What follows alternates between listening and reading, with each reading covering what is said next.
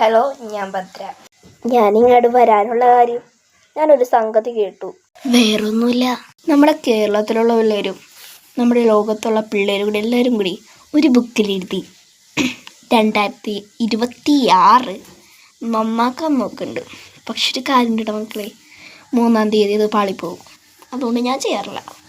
ചിലവരുടെയൊക്കെ ശരിയാവായിരിക്കും, പക്ഷെ നമ്മൾ ഭാഗ്യമില്ലാത്തവരാടാ. എല്ലാം പൊട്ടിപ്പോവും 3-ാമത്തെ ദിവസം. ഞാൻ 2025 എക്സാമായിരുന്നു. എക്സാമിൽ ഞാൻ പൊട്ടി. ഇനി നന്നാവാന്ന് എഴുതി ഒരു ടൈം ടേബിൾ ഉണ്ടാക്കി വെച്ച് ഒന്നാം ദിവസം ചെയ്തു, 2-ാം ദിവസവും ചെയ്തു. 3-ാമത്തെ ദിവസം അത് പാളിപ്പോയി. അത്ര 5 മണിക്ക് എഴുന്നേൽക്കണമെന്ന് ഞാനതിൽ വെച്ചത്. 3-ാമത്തെ ദിവസം എഴുന്നേറ്റതും 7:30. മുടി ചടലയാണ് ഏറ്റവും പാട്.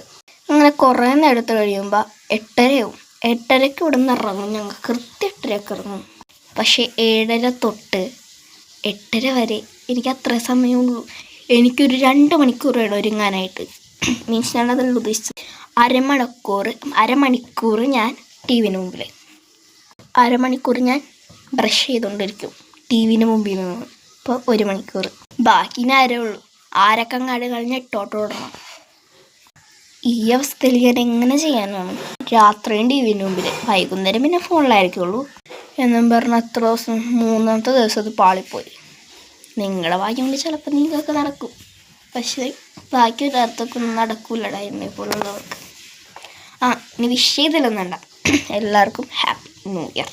ഇപ്പം ഇത്ര നേരം എൻ്റെ വീഡിയോ കണ്ടതിന് എല്ലാവർക്കും tata and bye bye, see U.